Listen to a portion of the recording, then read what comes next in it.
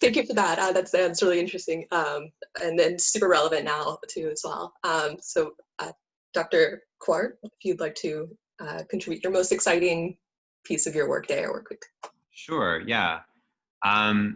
There's a lot of things that I find very exciting in what I do as a postdoc researcher at Regeneron. But I would say the highlight really is always coming to work and getting to use, I think, the sort of really creative applications that I sort of try to use in terms of my own science projects, and I get the opportunity to really think outside the box and do these really big, exciting experiments that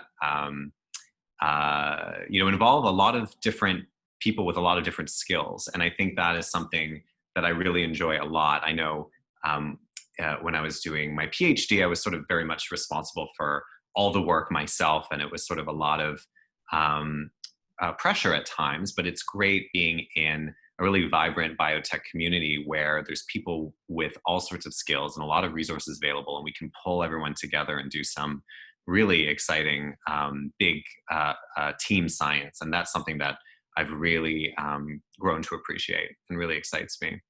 And then getting to share it with other people in the company and the community as well. Yeah, the community is definitely super important. I agree with that for myself too. But so thank you. Yeah, and Dr. Smith, what's exciting about your day to day or your week to week? Well, I think the most exciting thing for me is the actual experiments. I look at neural cells and how they talk to one another, but also I always look at it. I take it from a perspective of putting the puzzles together. I love putting puzzles together, and is always trying to solve a piece of that puzzle to answer your experimental questions. And the other highlight is working with the trainees, watching their eyes light up as they find like different, make different discoveries in the lab. And also they learn new techniques and everything else. So that's, for me, the biggest highlight is just watching their faces change when they make a nice contribution to the question that they're working on.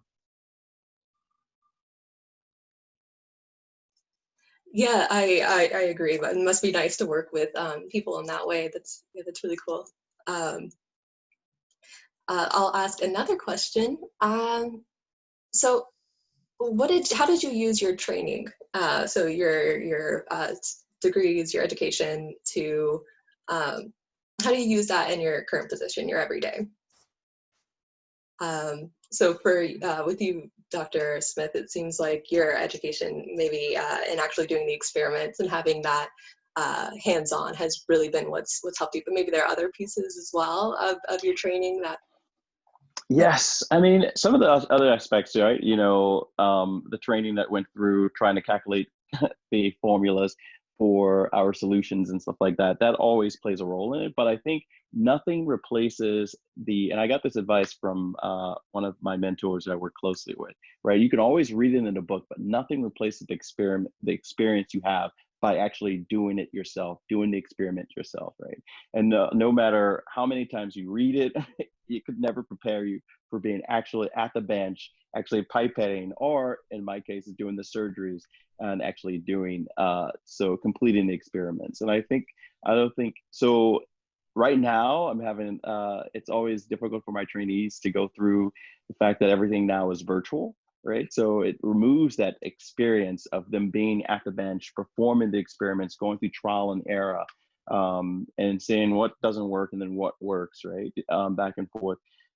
But I think, yeah, so nothing replaces that. And for me, it was like throughout my graduate training, it was the everyday trial and error of going through it. No matter how many times you can read it in a book, but nothing prepares you unless you're at the bench to do these experimental things.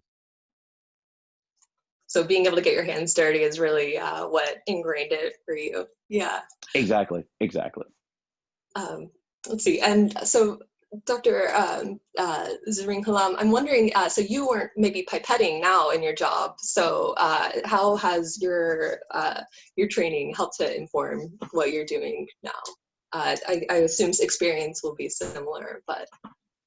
Yeah, so I think what Dr. Smith was saying earlier about science being very much like fitting pieces of a puzzle together, that was what attracted to me to science when I was young. And I think what was ultimately the most useful thing during the course of my training was very much just using critical reasoning, problem solving skills in order to sort of suss out the mystery of how we are these complex beings from, you know, a blueprint of just 4 letters. That's DNA. And so that was very much a helpful experience. And then another thing that was very useful for me over the course of my training, and not necessarily something that was baked into my training, was developing communication skills. And not just communicating with fellow academics, but communicating with non-expert audiences. So during grad school, I got very involved with blogging and just trying to explain to my friends who weren't scientists what it was that I was doing, trying to explain to my parents what it was that I was doing.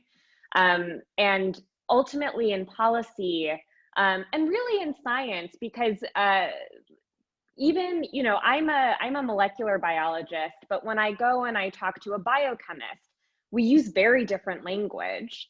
And when you're speaking 2 different languages, it becomes very hard to collaborate. And so those communication skills also helped me at poster sessions. A biochemist would come to my poster and I was able to explain to them in different terms what it was that I was doing, and then we could start collaborating. And in policy, often at the NIH, it's a very, most of the people in leadership positions have PhDs in science.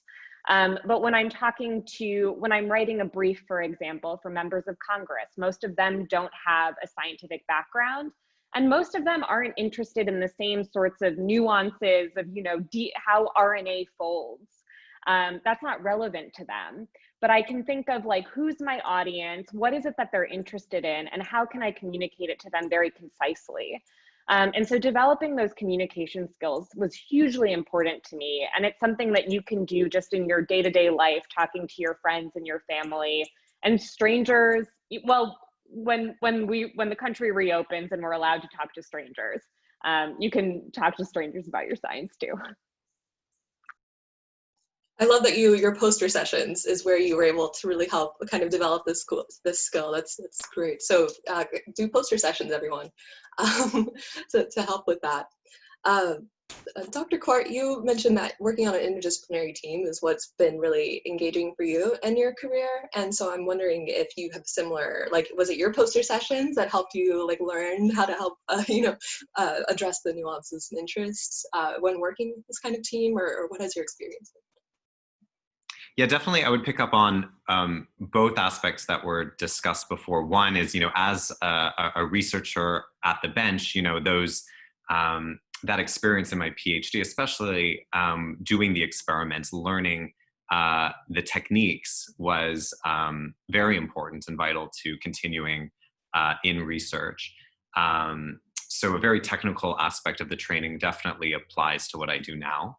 But then also, like was mentioned before, the idea of learning how to think analytically, learning how to problem solve, those are skills, and they sound very, you know, immaterial and hard to kind of really explain how you learn those things. But just as in the process of doing, for example, a PhD, where you are asking these huge questions and it's up to you to really figure out how to go about solving it, you learn those kinds of skills. And that's, I think, really helped me move into different disciplines a lot easier. You learn maybe what's relevant to your thesis training in your PhD, which for me was in neuroscience, but I can take sort of all the not only the technical skills, but just sort of the way we approach these scientific questions and apply that to immune oncology, which is what I'm doing now. And you're already able to hit the ground running. So I think it's precisely both the technical and also just the experiential skills that come from doing the training that I've really directly applied.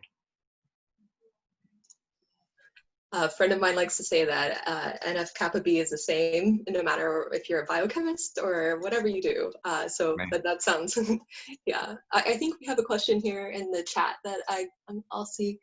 It looks like we have a question from Mary Louise about, I'm very interested to know when during your PhD you started to explore those next steps. So did you always know, for instance, that you want to be at NIH or that you wanted to be, mentoring students and running a lab? Was there a particular experience? Dr. Kwart, if you'd like to go ahead and start with that one. Sure, yeah. So definitely in doing my PhD, it's just really reaffirmed my love for doing science and that sort of day-to-day life where you're always sort of doing something different. You're thinking about, what that next experiment is, and always learning new approaches. That all of that kind of work really excited me. So I definitely knew I wanted to keep doing that and sort of grow in that sort of science based, bench science based kind of career. As far as moving from academia into industry, that was a really sort of organic kind of shift. I knew I wanted to do a postdoc, which is essentially more basically finishing your PhD and saying, okay, well, let's ask another huge question and do this all over again, but hopefully in less time. And so I knew I wanted to do that just because I loved the idea of keep doing science. To move to industry, though, I think I realized somewhat early on that I wasn't obsessed really with the idea of staying in academia and having my own lab per se, but sort of what I was alluding to earlier, the idea of sort of joining up in a team kind of environment where you work with all sorts of different people on a daily basis. And so, and I was sort of, I like the idea of all the resources and sort of fun opportunities in industry. So I did focus my search sort of in my final year of the PhD to postdocs in industry. And I didn't really look very far. I sort of found Regeneron and sort of fell for it. And that sort of worked out well. But yeah, I guess I just want to add that I think if I needed to learn a lot of new skills, let's say I was really going to be moving away from bench science and then I had to start picking up some new skill sets, I would have needed to maybe take that on a little bit earlier. But because I was sort of really moving in a natural progression, it all kind of fell into place more towards the end of my PhD. So you weren't planning this out the second you started the program. You're like, I'm going to be at this company. Oh no, definitely not. Definitely not. I avoided thinking about next steps for as long as I could. But next experiment. Exactly. I mean, I just loved actually being in my PhD. So if it was up to me, I would have probably never left. But you got to move on. Dr. Smith, I think you have a kind of contrasting experience where you saw that you maybe wanted to have a more of a direct reporting kind of team versus a kind of more of a broad team science. So I'm wondering maybe when you decided that was going to be your next step. I guess pretty much similar to Dr. Kwart's, but I didn't start thinking about it until the very end, as I neared the end of my PhD. And I also gave myself three options, I should say. 3 options of industry, if I was going to stay in academia, or government and policy. So those are the 3 options I left open. But I knew that if I wanted to pursue either academia or industry, I needed to do a postdoc. So I wanted to go and pursue a postdoc to actually garner a new skill set, right? Because you're only limited to the skills that you have in the current lab that you are training in. So you wanted to actually add to your tool belt, to your repertoire, in other words. And so I went on to University of Utah to get those skills in biomedical engineering and designing specific tools that allow me to answer questions that I really wanted to answer. But And still, even during my postdoc, I was still on that fence of the government, industry, or academia. And it didn't solidify to me until my second postdoc, when I was like, okay, I know academia is for me. But early on, I don't think you should pigeonhole yourself or just a corner and pick one, because I think you should leave all opportunities open just to see, because you never know what might open up that you will like, right? But don't stop. I say this because I want people to continue. If you want to learn new things and everything else, a postdoc is definitely where it's at. You can go and acquire these new skill sets, but still think in the back of your mind, okay, what direction or what area I want to venture into. So, but it wasn't, to answer your question, I did not solidify the answer until my second postdoc. Well, congratulations on solidifying that answer. It must be nice to be at peace maybe with that. Okay, so Dr. Zaringhalam, if you'd like to chime in on that as well. Sure.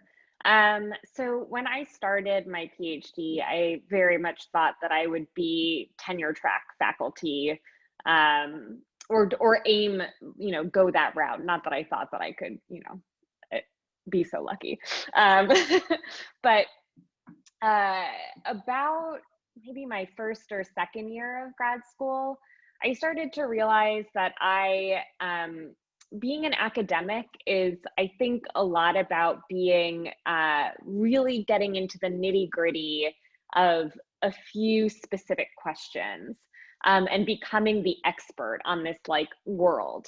And I am somebody who is very distracted. I'll find another question or talk to somebody else, and I'm like, oh, that's so interesting, I want to go into that, and then my attention is drawn somewhere else. And so I didn't quite have the attention span that was necessary to be an academic, but I was still very interested in the science, and especially how science is applied to people's everyday lives. Because Rockefeller, where I went to grad school, the motto is science for the benefit of humanity. And I was very enamored with that idea.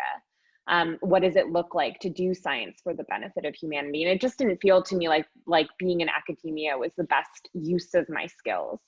And so then I sort of had this existential crisis, oh gosh, what do I do? Knowing that the skills I was developing as a grad student were going to be valuable no matter what I did. Because I could do critical problem solving, I could write, I could communicate to people. I had all of this freedom to do whatever science I wanted or whatever I thought was interesting, which, I recognized that I would never have this opportunity again. But about the third or fourth year of grad school, I took a science diplomacy course, which was offered at Rockefeller for no credit. It was just a seminar series where they brought in people who were working on either using science to form diplomatic relationships with other countries, or doing international collaboration to advance science. And I became really interested in science policy, which was a career that I did not know was available, that I didn't know people did really. And found out about this fellowship called the AAAS Science and Technology Policy Fellowship, and decided that I wanted that to be my next step. And that fellowship places PhD scientists in government for 1 to 2 years, either in the executive branch, so that's agencies like the NIH, the Department of Energy, the State Department, the US Agency for International Development, all of those executive branch agencies, and also in Congress to work as a staffer on the Hill. And there's also a judicial policy fellowship, but in order to do that, you have to also have a law degree, which I don't have, so I didn't get to do that. And so I developed, so that was really the way that I wanted to go. And then during grad school, once I had decided that, I started a podcast with a couple of friends at Rockefeller called Science Soapbox. It's not a very good podcast. I don't necessarily recommend listening to it, But the really great thing about having a podcast is we could cold email people who were super impressive and say, hey, do you want to be on our podcast? And I have web design skills. So like the website looks great. The graphics look pretty good. So it looked like a legit operation, even though it was just like 3 grad students who just wanted to talk to people and find out how they were doing what they were doing. So we got to talk to John Holdren, who was President Obama's science advisor. I cried during that interview. So if you listen to that interview, you can hear me just because he was telling this beautiful story about Obama with like all these kids on the White House lawn looking up at the stars, and he said something beautiful and profound, and I just started crying on tape. We got to talk to Frances Colon, who was a former AAAS fellow, and she became the highest ranking Hispanic woman scientist within the State Department under the Obama administration. And so we were talking to all of these amazing people about how they got to be doing what they were doing. And a lot of them had gone through that AAAS policy fellowship. So I decided that was the way I wanted to go. And having this podcast made me look very legit to the AAAS team, who clearly did not listen to the podcast. And so I think that helped. So start a podcast. That's my recommendation. What was the name of that podcast again? I'll share it with the group here. I can you'll get it in the chat. Yeah. Oh, perfect. Thanks. Yeah, no, that's really interesting. What I really like about that is it's how it sounds like your story pivoted on a particular interest that you pursued first, by taking a non-credit class, engaging kind of with that world, but also your work that you're describing with the podcast, as well as this 500 woman scientist piece. So I think it's really an important aspect is like pursuing your interests. And I'm wondering if Dr. Kwart, if you'd like to pursue that. Is this, so the research that you're doing now, is this come from an interest? I think you mentioned pivoting into another field as well. Yeah, so that's a good point. And it kind of comes up, sorry, you asked me, right? Oh, okay, sorry, my video, it's flipping around. Okay, sorry about that.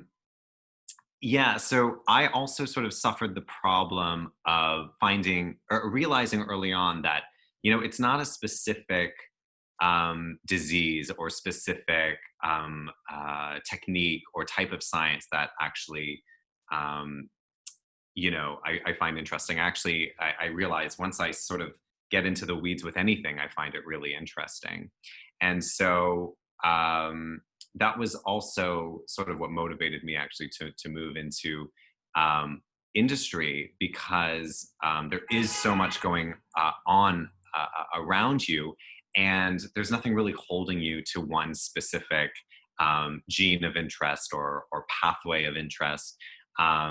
So, our group, which was traditionally an immune oncology group, has found some interesting pathways that might be associated with autoimmune disease, and now studying more of the T cell responses in COVID-19, and we're able to just take all of our knowledge and jump on this, and we have the support of the company and group, and we're not necessarily limited to certain grants that we need to follow the science to to be eligible for certain funding. So I love the idea of just being able to play around really and think about a lot of interesting things at one time. So that's sort of was talked about before, but that definitely is something I can relate to. So it sounds like being in industry, you've had some flexibility in how you can apply your interests. That's cool. Yeah. And it maybe is less so in the academic world. Is that right? Dr. Smith? Not necessarily less so, but he did touch on a very fundamental point. If we do want to play around, we have to get external funding, extramural funding in NIH terms, right? So we have to get extra funding to pursue those other interests that we may have, right? So I can write a grant, in particular, I can write a grant looking at astrocytes and attention deficit disorder. That's funded by the NIH, so that grant will specifically look at just that particular study, right? So if I wanted to look at per se, when we talked about my insulin resistance study, if I want to do that, pursue a different grant, unless your organization, unless your school and everything else will give you pilot funding to collect enough data to write up a grant that you could submit to the NSF, the NIH, or the DoD in order to get 5 years of funding for that particular project. So yeah, so you touched on a fundamental point. So if you want to do it, you can, but you have to negotiate with your organization to actually get some pilot funding to pursue that area of research, and then submit to an external funding group. So yeah, that's where, and when you have a company, well, they have the money, so. But you still can do other things outside of your wheelhouse, but you just have to get funding for it, in other words. Yeah, so the flexibility is still there, but it sounds like a little bit more legwork on how you can get to that. Let's see, we have a question here in the chat about, we're asking if any of y'all have had experience as a core facility, doing core facility work as a PhD student, or so finding, I think, those other maybe avenues to pursue. Yeah. So you mean as far as using the core facility to help advance our research? I think being a core facility researcher, so receiving requests to do things as a core. Yeah. Yeah. Yeah. No. No. No. I made great use of core facility though. They were really instrumental to me getting my PhD. Exactly. Yeah, I would just touch on in industry, at least, or in a pretty big company like Regeneron, those same kind of core facilities exist like they do in universities and other research institutions. So, and there's sort of different trajectories for those types of careers as well in industry. So you might have experience as a researcher at a university, but I encourage you also to think about the types of work you can do in industry as well. It's very similar. It's just maybe you're not used to seeing it. Thank you. Yeah. Thank you all for those answers. We have another question here from Kimberly Nguyen about, I was wondering if you could talk about finances. How did financial aid in graduate school versus salary from an industry influence your decision about going to school? So let's see. So each of y'all have been to graduate school, of course. Dr. Zaringhalam, if you'd like to start with that. Sure. So grad school, the salary really depends on the program. Rockefeller was very attractive because they guarantee your salary at, I don't know what it is now, but when I started, I think it was around $35,000. And the great thing about that is because your funding is coming from the university, you don't rely on your graduate advisor for your money. So if something is going wrong and you're in the lab that you're placed in, if you're having, if the research isn't going well, if you're having issues with your advisor, you have the option of just moving to a different lab without having to worry about your funding being tied to that lab, which I think is a really great model when we're thinking about also, issues of gender harassment, harassment for your sexuality, racism in the lab, because if you are, you come with your own money, and if your advisor is being a jerk, you can move to another lab. It's unfortunate that there is a culture of bullying within academia, but I'm not going to sugarcoat it. It does exist. I had a great experience. I know a lot of people had great experiences, but I think particularly now, in this time of protests that are happening across the country, more discussion around anti-racism within the academy. I just want to be totally honest. So that's, there are more universities that are looking at that model, but it is a model that is inherently only able to exist at universities that are highly resourced. So Rockefeller has an endowment. So it is like, you know, I'm sort of going off on a tangent, but and then also looking at benefits. Rockefeller, we had health insurance for free, which was really great. And we also had subsidized student housing. So there are a lot of, like, you know, different things to take into account when looking at graduate programs and thinking about financial security in those programs. So like all told, I mean, probably with all of those perks, the salary was closer to maybe 50,000. And so it seemed to me, given that when you have a PhD attached to your name, your earning potential within industry goes up, I think. I don't have concrete data on that, but I'm pretty sure Dylan can probably speak to that more. It seemed to me like the opportunities I would have having that degree down in the future would be great. There's also like loan deferral programs if you have debt from your undergraduate institution. So there's a lot of like moving parts, but to me, for my personal, you know, like needs and financial situation, it made a lot of sense. And then going into the AAAS Science Policy Fellowship, you start, if you go straight from grad school, you start at what is called a general schedule level 12 salary. So at the time that I started, it was 79,000 a year, which is great, especially because I wasn't looking at anything close to that as a postdoc. So on the other side of things, salary goes up. So that's all I can tell you about about salary from my perspective.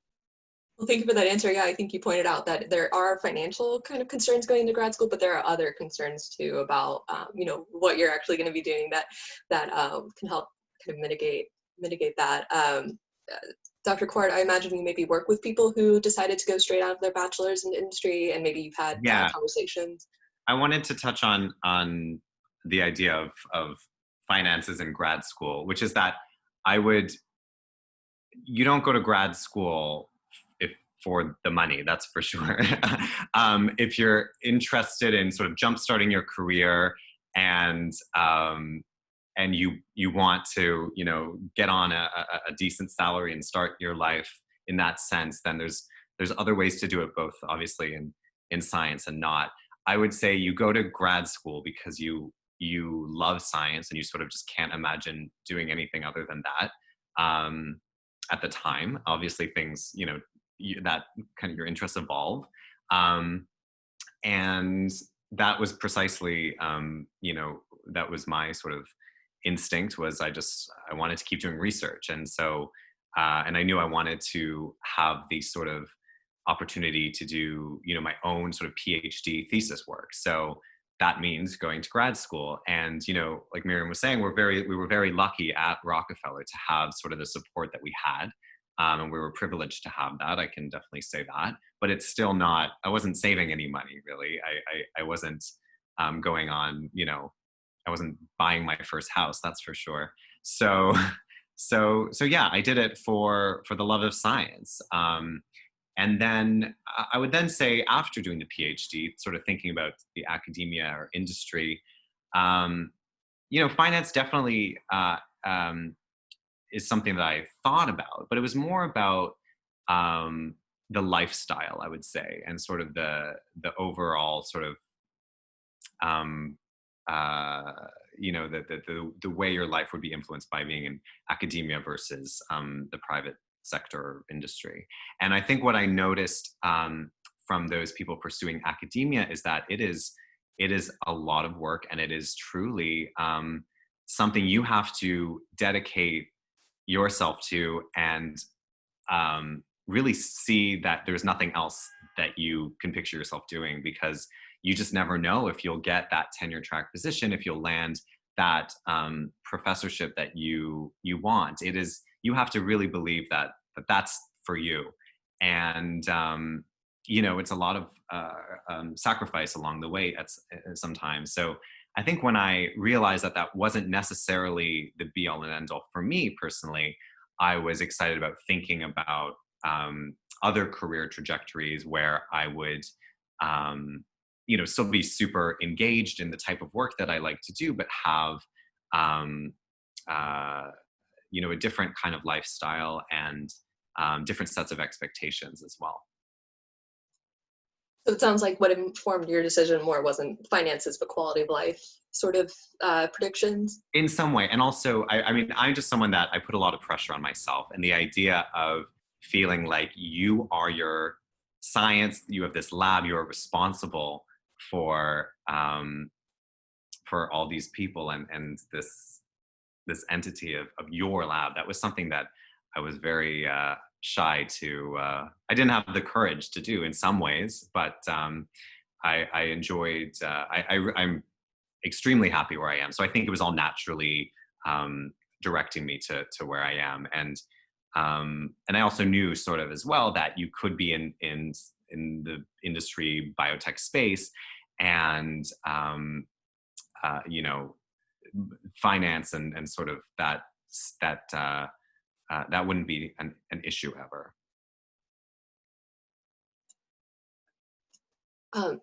And so there's a related question here about how everyone explored these options. So with Dr. Kwart, in your story, it sounds like you found, I kind of limited myself. Oh no, this is perfect. So it sounds like you kind of fell more into that role. But Dr. Smith, it sounds like you said you had 3 kind of balanced options as you were going. So right. maybe you will. Right. Yeah. Sorry to cut you up. Yeah. But I definitely echo what Dylan and Maryam have said. We do not go into science to become rich. It's theoretically impossible. It's like, unless you do start your own startup, right? Company from your research. But even with graduate school, yes, we get our stipends and everything else. Unlike Rockefeller, but at University of Rochester, the first 2 years are paid for by the university, and then the remaining years are picked up by your PI, your principal investigator, right?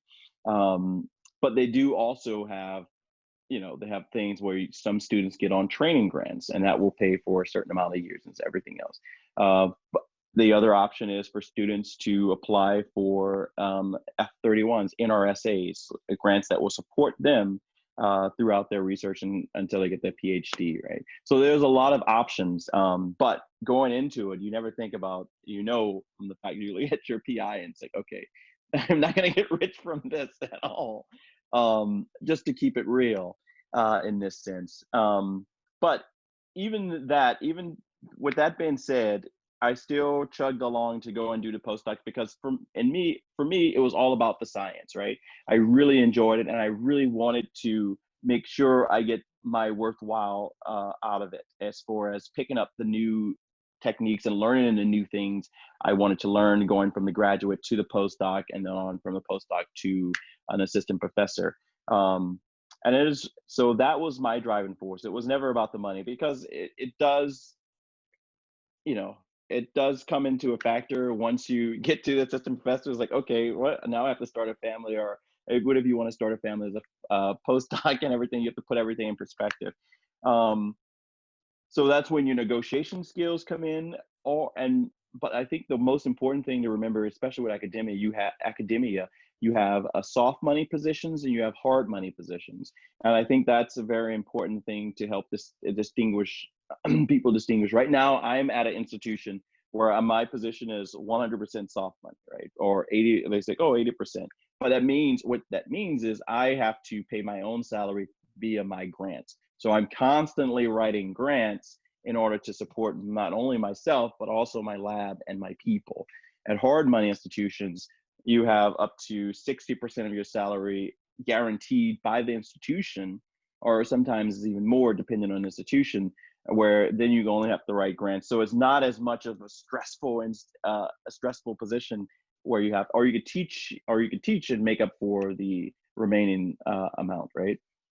So that's always something to keep in mind. But and we all know that the private industry, yes, you get paid more and everything else. But the one thing that was driving me was the science and learning the new techniques. And then once I finally was able to decide. And once I decided to go into academia and get the opportunity was presented to me, I did take it because I was like, you know, I really like mentoring students. I really like scientific questions I want to pursue. And so why not? And I went for it, and here I am. But I definitely agree with Dylan. You do have, once you become an assistant professor, not only have you worry about yourself, you have to worry about the people that's under you, the people that you have to support. And you can't fail them because, you know, you have to constantly, I find myself constantly writing grants and submitting grants to make sure that we have enough to support not only myself, but everyone else in the lab. So it is stressful, to keep it real, and also you have to worry. And Maryam touched on a really good point as well with the anti-racism and also the misogyny that takes place in academia. It is real. I mean, we do not want to sugarcoat it for you, but it's absolutely real. I mean, I have some stories that make you pass out, and I'm sure she does as well. And I'm sure Dylan as well. But it is something that you have to keep in the back of your mind, but also with now that this anti-racist movement is moving forward, and also the sexism in science is moving forward, Me Too movement, in other words. But now I think the future trainees now have your voice. Speak up and speak out. You do not have to be silent anymore, right? So you've taken all these factors, but now you let your voice be heard. And in the past, it was that power dynamic. And I love the fact that Rockefeller gave the students 5 years of funding, and it wasn't dependent on the PI, because most people, if things happen to them, they're beholden to that PI. They're afraid to say anything. And they are just like, because they don't want to get fired, and they will lose their funding, and they probably get kicked out of grad school, right? So I really love that dynamic that Rockefeller set up. And I wish other institutions did have that endowment to do that. But students, for the future students who wants to go into graduate school, remember, you do have a voice. Do not be afraid to speak up and speak out. If anything happens, if you feel that anything that makes you feel uncomfortable or anything, speak up and speak out. Do not hold it in. And remember, you're not alone. So that's a great message. I love it. Speak up and speak out. That's really great. It sounds like that what's the word? Oh gosh, I'm missing it. Where you stand up for yourself. Yeah, self-advocating. You self-advocate. Yeah, there we go. You got to do it, not only for your finances, but how you're gonna, pay people, writing grants and that kind of thing. I wanted to just jump in and say, as underpaid and as hard working as you might be in your graduate training, you actually have a lot of power, because the grad students are the bread and butter of these labs. You are the people that are doing the experiments, the work that ends up, really changing the scientific field. So you're essential, like really. And but unfortunately, the system is created such that you don't realize your value until it's too late sometimes. Yeah, exactly. Dylan hits another great point. It's true. Know your worth, because you are valued. Because without you, there will be no training grants. You can't apply. If you have no trainees, you don't get a training grant. So that money the institution is not getting, right? So definitely know your worth, and don't let anyone take your voice away. Yeah, and from the policy angle, the last thing I'll say on this, or unless there are other questions, we're federal agencies who have the power of the purse, as they say, have really been taking these issues of racism, sexism, and also, discrimination against people with disabilities, for example, which is something that I think is not often talked about, because there's so few people with visible disabilities, that I think often it's not integrated into these conversations.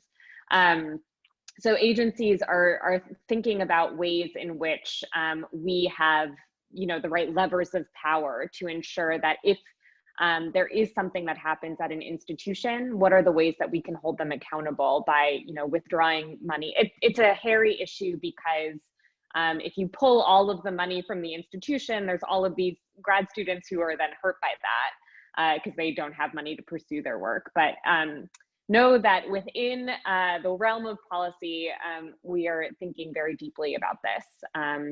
And I think you might have my email, but if you'd like it, I'll drop it in the chat. And I'm happy to talk more about this offline.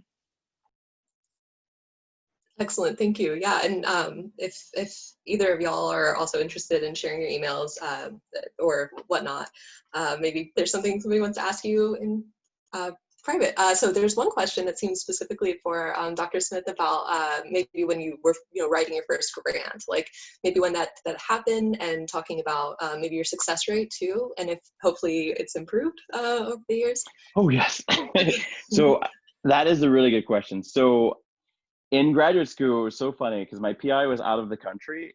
She was in Europe, and it was so funny. I was like, I found this announcement that's talking about NRSA, and although the graduates, our graduate department really didn't talk much about NRSAs, and so I looked it up, and I was like, oh, I'm going to apply for this NRSA, and I wrote it up, and when she was flying back to the U.S., she read over it and stuff like that, and I submitted it, and it was not discussed, right? So not discussed means it was looked at by three. Now that I said on study section, I know all these things. So looked at it by three reviewers. So when you submit your grant, three reviewers are assigned: primary, secondary, and tertiary reviewer. However, those reviewers scored it at a score. So the score is from a 1 to a 9. The lowest number is always the highest. So 1 is the best, 9 is the worst. So anything below 4 or anything below a 4 is not good. So if you get scores like that on the first read through and everything else, they don't bring it to the committee. It's like, oh, this will be not discussed because it didn't get a score significant enough to be discussed by the full panel. So my first grant was not discussed, and I got the reviews back and everything else, and I made the corrections. And to my surprise, I submitted it, I made the corrections, I sought outside input as well from my PI and my and some other members within the department, and it went from a not discussed to a 14 percentile, and it was funded. And I was like, whoa, I was very excited. So that was my first experience at writing grants. And as a postdoc, when I went to postdoc, I did write my F32, which is so F31s and F30s are for MD, PhDs, or MDs.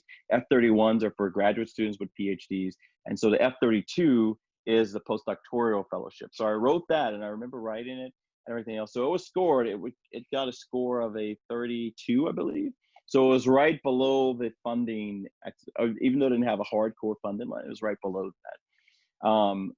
But and sometimes that happens because not every grant you submit will be funded on the first time around. So just prepare yourself for that, because no matter how good of a storyteller it is, as a person who's now set on grant, it's all about human nature, and however the person that's reading your grant feels about your grant and what mood they are in. I'm also going to keep it real with you.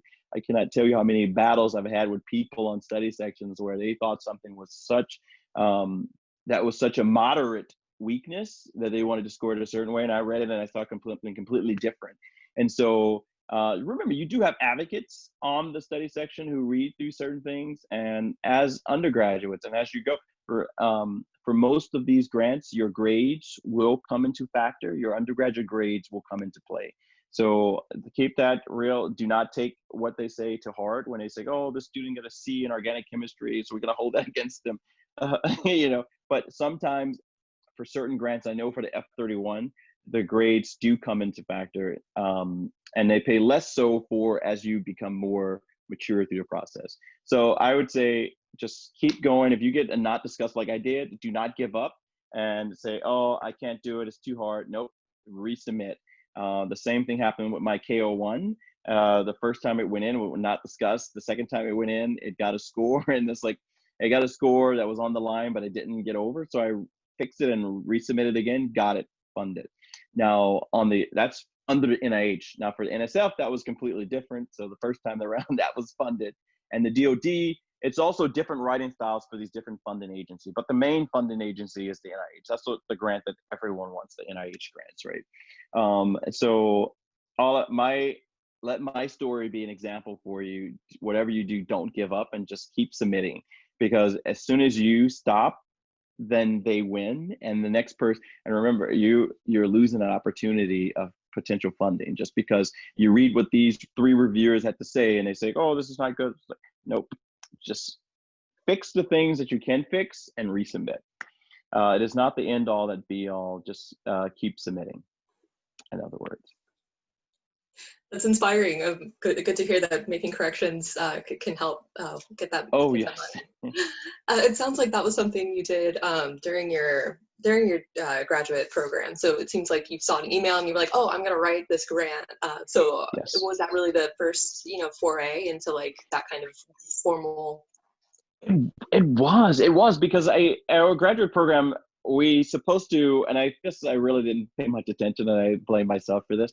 We were supposed to write our proposals for our thesis proposals in the style of an NRSA. So in my mind, I was like, oh, it's NRSA, let me write it in the style of NRSA. But I never knew that this was a formal, because nobody ever told, because you don't know this stuff, right? No one is born knowing this stuff. So no one ever talked about submitting this NRSA to the NIH for funding. But now more programs are being forthcoming about this, because a lot of money is left on the table, because NIH do set a lot of money aside for these particular training grants for students to apply for and to help, fund their thesis proposals. And so, yeah, my PI and I never talked about it at all. The only thing I talked to my committee is like, oh, it has to be in a form of an NRSA. And I was like, NRSA, what is that? So I had to go look, and it's like, and look for, and my other friends who were in the program ahead of me in my neuroscience program was like, oh, here's like the style I use there to formate mine. But no one really talked about it. And I can truly say I did not know any, and again, it's probably a failure on my part. I take responsibility for that. I didn't know anything about the NSF. Like, until I went to the biomedical, my postdoc at Utah with the biomedical engineering, all the grad students there applied to the NSF. And I was like, what is this NSF? And I was like, what is going on? How do I not know this? So it's a lot. It all depends on your program. But remember, there's a lot of information out there. Look up NRSA, look up NIH, look up grants particular for graduate students. The NSF as well, they give training grants. Actually, the NSF grants are targeted toward the students in particular. And also look at DOD, they also give grants. I mean, it's like one of the best things I could say that I took from my training as I go from postdoc to assistant, from graduate student to postdoc to assistant professor, was the fact that learning about all of these mechanisms and these funding institutes, and then utilizing that as an assistant professor to say, okay, I'm not going to put all my eggs in one basket and send it to the NIH. I'm going to diversify my portfolio like stock and see and submit to different engines and see what hits. And it works. It absolutely works once you're armed with that knowledge, because I mean, some places will not tell you. It's up to you, and you have blinders on, right? Because the most important thing is to finish your project, do the next project, get the data, report this data to your PI. You have these blinders, but there's so much information that can actually help you get to that next level. So it sounds like you need to do your research, and there's a lot out there. Yes. But it also sounds like speaking with older students and people who are further on in their careers can really help define your own interests and opportunities. So everyone here today, thank you so much for participating. Go out, do your homework, do your research, go chat up the older people in your cohort or whoever you can find. And they've got ideas, I bet, and they would love to share them with you. Exactly. Yes, don't be afraid to ask questions. There's literally, there's no stupid question. Ask questions and see what someone knows, because that can be like a treasure trove to you, and it can definitely set you on your way. Yeah, I would also say I didn't even realize how many opportunities there are with a PhD, and I'm still learning about types of jobs. And I regret not sort of going out to these kind of conferences more and trying to meet people and network. So you'll be surprised what's out there. There's a lot you can do. Yeah, that I third that. Doing the AAAS fellowship, I stayed in government because I really enjoyed my fellowship at the NIH, but there are people who are doing, diplomacy, going off to, for example, Frances Colon, who I mentioned earlier. She was part of the first delegation to go to Cuba with the State Department, because she advocated so well for Cuba. Actually does really great disease surveillance. and is really, really great at stopping the spread of diseases, because they've actually militarized their public health response, which is interesting. And I don't know how I feel about that, but she brought over this delegation, and you know, there's all kinds of things that you can do in nonprofit spaces. There are people who are applying their data science skills or biomedical expertise to, you know, working at Google on data privacy, and all sorts of things. So I think the sky is really the limit when you, no matter what you decide to do after your PhD. Exactly. Do your homework. Oh, sorry. Do your homework, because Dylan and Maryam are absolutely right. I mean, there's so many things that you learn during the course of your PhD that you can apply to absolutely everything. And you cannot even imagine. I mean, I looked up some of the things before I started my first postdoc, and I was like, I did not know I could use my PhD in this particular area. I could apply for this job or this job or this job. Yes. Well, y'all are so inspiring. Thank you so much for sharing your time with us today. The conference BioAcCES is going to close out with some remarks in another webinar room, so we have to switch over. But thank you so much, and to participants as well. Yeah, we'll share that link in the chat. But again, a big thank you to y'all for sharing your time and perspective. We appreciate it. Than's so much. Thanks so much. Yeah. Thank And I'm you going to so add you all much. on LinkedIn. Yeah. Oh, please do. And nice meeting you, Dylan and Maryam. I really had a nice time talking about these great things to with meet you you guys. guys. Yeah, hopefully This our is paths so much cross fun. in DC. I know, right? Once this COVID is over, it's like, oh my God, Yeah. this is a disaster. It is so depressing. It's true. Ah. Like, I always have to tell my postdoc, it's like, okay, let's meet, let's have a face-to-face, because right now we're in DC in phase 2, but it's like 50%. So half the lab will come at 7 to 1 and then 1 to 7. It's like, it's so crazy, because you'll be there and it's like, where is everyone? This is so strange. Yeah, I don't envy people who have to do bench work right now. That is not nice. And you know, for the people who are like, it's like mental health. It's just like, yeah. So I try to keep like the Slack channels open, like constantly communicating with people, just to let them know that other people out there. It's like, you're not in this alone. So Yeah. We've been having bi-weekly NIH town halls, maybe once a month, and the top requested thing to get addressed in the town hall is mental health. right. I'm an introvert, and I am struggling with just like me, my cat, my partner, and then like now we have neighbors that we can see from the yard. Yeah. That's exciting. Yeah, so It's all like, the extroverts, oh, I feel for them. that's You, like if me. you are It's one. like, Yeah. Like me, it's like, and then my husband is like more of a combination of an extrovert introvert, and he's like, he's throwing himself in his like pottery and planting and gardening. It's like, oh my God, it's like, and if he can do that all day, it's like, it's great. But when it comes, it's so weird for me. I just need contact with other people. I need to talk. Yeah, So, I didn't realize that I needed that. I'm also just like a very anxious person. So like now that so many interactions are like via text or on Slack, I'm like, am I reading anger into this response? Are they like, because I have no face to look at. I'm like, is this sarcasm? I don't know how to respond. I have no friends anymore. But we'll get through this. Absolutely. To leave the Zoom room, so I have to close it, but hopefully you guys can connect with each other. I see like the chemistry here. Oh yes, this is I'd say this is a great group actually. Yeah. All right. Yeah, thanks for putting this together. Thanks for having us. Yes. Bye. Bye guys. Thanks, everyone. Bye bye.